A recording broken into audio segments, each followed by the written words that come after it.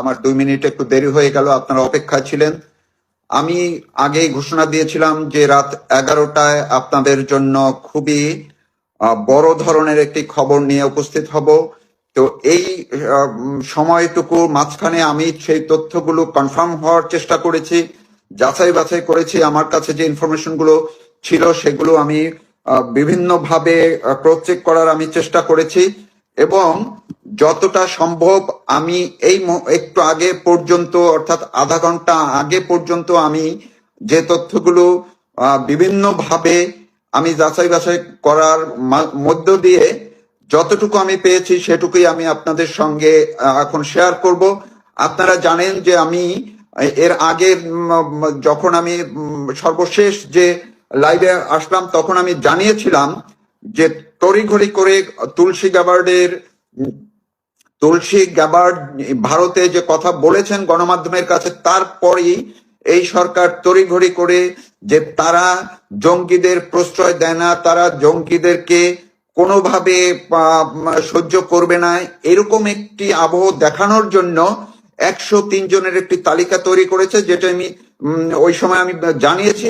Just এখন আপনাদেরকে একটু মনে করিয়ে দেওয়ার জন্য আবার এটুকু বলে আমি মূল তথ্যে চলে যাচ্ছি। সেটি হচ্ছে যে ইতিমধ্যে আপনারা শুনেছেন যে জামায়াত ইসলামের আমির ডাক্তার শফিক, মামুনুল হক, ফরহাদ মাঝার, মাহফুজ আলম, হাসনাত আব্দুল্লাহ, সার্জিস সহ মোট 103 জনের তালিকাটি তারা প্রস্তুত আজকে করেছে।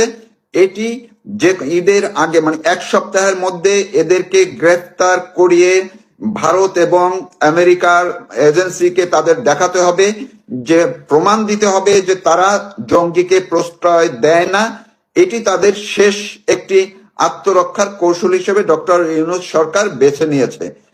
এখন আসি আমি, আপনারা যে তথ্যটির জন্য অপেক্ষা করছেন, যেহেতু এই সরকার এখন বুঝে গেছে এবং তাদের সব দিক থেকে তাদের যে পৃথিবী ছোট হয়ে এসেছে এবং যখন তখন তাদের বিরুদ্ধে যে কোনো ধরনের অ্যাকশন হতে পারে, এই অবস্থা থেকে নিজেদের অস্তিত্ব রক্ষার জন্য দুটি শর্ত নিয়ে তারা এই মুহূর্তে তাদের আত্মরক্ষার পথে এগোচ্ছে। একটা হচ্ছে জঙ্গি নেতাদের গ্রেপ্তার করা, দেখিয়ে দেওয়া, দেখানো, লোক দেখানো হলেও তাদেরকে গ্রেপ্তার করা। আর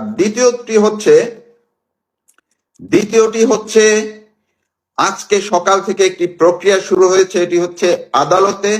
সেটি কি, 10 জন সিনিয়র নেতাকে ঈদের আগে মুক্তি দেওয়ার প্রক্রিয়া নিয়ে আলাপ আলোচনা শুরু হয়েছে।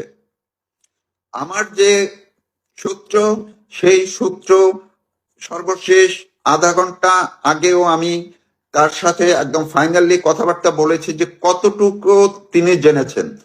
আমার যে সূত্র, সেই সূত্র অনুযায়ী আজকে আইন উপদেষ্টা, ট্রাইব্যুনালের যে পিপি তাজুল ইসলাম এবং আরো 2 জন সিনিয়র আইনজীবী যারা এই বিএনপি জামাতপন্থী, তারা আলাপ আলোচনা করে, এবং যেটি ক্ষণে ক্ষণে তো প্রধান উপদেষ্টার সঙ্গেও যোগাযোগ করা হয়েছে, তারা এই জিনিসটিও আমেরিকা এবং ভারতকে জানানোর জন্য এক ধরনের ওয়াদাবদ্ধ হয়েছে যে এই সিনিয়র নেতাদেরকে তারা ঈদের আগেই জামিনে মুক্তি দেবে।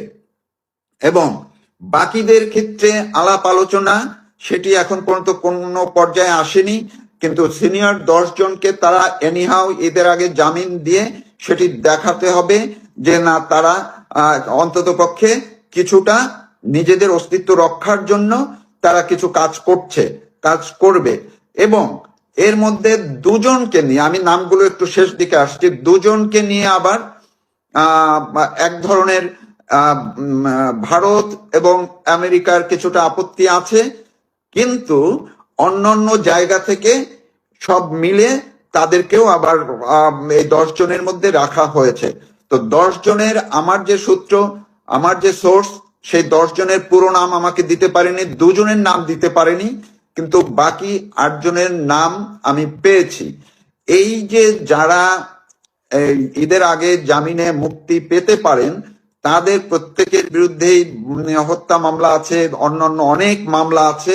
এই মামলা দিয়ে তাদেরকে কোনো না কোনো ভাবে আটকানোর চেষ্টা করেছিল। কিন্তু আপনারা সবাই এই বিষয়টি একটু মাথায় রাখেন যে গতকালকের আগে পর্যন্ত প্রেক্ষাপট এক ছিল, গতকালকে থেকে কিন্তু প্রেক্ষাপট পুরোপুরি উল্টে যাচ্ছে একেবারেই। আপনারা যারা আমার কথা শুনছেন, আপনাদের যদি আশ্চর্য লাগে, অবাক হন, কিংবা অবাক হলেও আপনারা পুরো পরিস্থিতি বোঝার চেষ্টা করুন এবং দেখবেন ঘন্টায় ঘন্টায় সিচুয়েশন চেঞ্জ হচ্ছে এবং সামনের এই কয়দিন অনেক দ্রুত অনেক কিছু পরিবর্তন ঘটছে। এবারে আসুন, এই যে 10 জনের মধ্যে 8 জনের আমি যে নাম পেয়েছি, আমার যে সোর্স আমাকে নাম দিয়েছে, তারা কারা কারা? তারা হচ্ছেন আমির হোসেন আমু, রাশেদ খান মেনন, হাসানুল হক ইনু, আনিসুল হক, সালমান এফ রহমান, কামাল মজুমদার, বিচারপতি মানিক এবং দীপুমণি। আর বাকি দুজনের নাম আমার সোর্স দিতে পারেনি, কিন্তু যেখানে নোট দেওয়া হয়েছে সেই নোটে 10 জনের কথা মেনশন আছে। কিন্তু ওই কোনো না কোনো কারণে এটি জানেন যে আপনারা এই সময় যারা গণমাধ্যমে কাজ করেন বা অন্যরাও জানেন যে যেখানে একটা অফিস ওয়ার্ক হয় সেখানে যেই আমাদের যারা সোর্স থাকেন ওই তাদের মধ্যেই সোর্স থাকেন, তো সব কাগজ পুরোপুরি হয়তো উনি কপি করতে পারেননি অথবা পুরোপুরি উনি নোট করতে পারেননি, আংশিক দেখেছেন বা কিছু। কিন্তু আমি এই একদম কনফার্ম, উনি আমাকে এটুকু কনফার্ম করেছেন যে উনি 8টি নাম দেখেছে। এই 8টি নাম যে দেখেছে এর মধ্যে যেখানে আলাপ আলোচনা হয়েছে সেইখানে 2 জনের ব্যাপারে আবার কিছুটা, যেমন রাশেদ খান মেনন এবং ইনু, তাদের ব্যাপারে সেখানেই আবার একটু বলা হয়েছে যে ভারত এবং আমেরিকার যে লবি বা যেই নেটওয়ার্কিংটা আছে সেই জায়গা থেকে মেনন এবং ইনুর ব্যাপারে কিছুটা নাকি আপত্তির সুরে কথা বলা হয়েছে। কেন আপত্তি বলা হয়েছে? এই 2 জন হচ্ছে চীনের এজেন্ট, এই জন্য তাদেরকে এই তালিকার মধ্যে রাখা হবে না।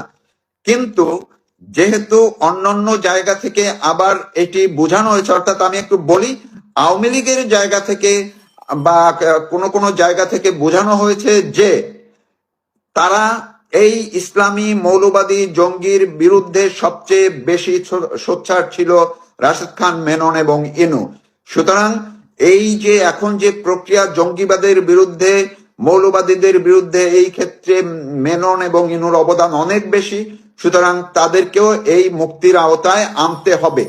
এই জায়গাটিতে সর্বশেষ পরিস্থিতি অনুযায়ী এই ঈদের আগে এই যে 8 জনের কথা বললাম, আমু, মেনন, ইনু, আনিসুল, সালমান, কামাল, মানিক এবং দীপুমণি, তারা মুক্তি পেতে পারেন। এই প্রক্রিয়াটি শুরু হয়ে গেছে। ধন্যবাদ।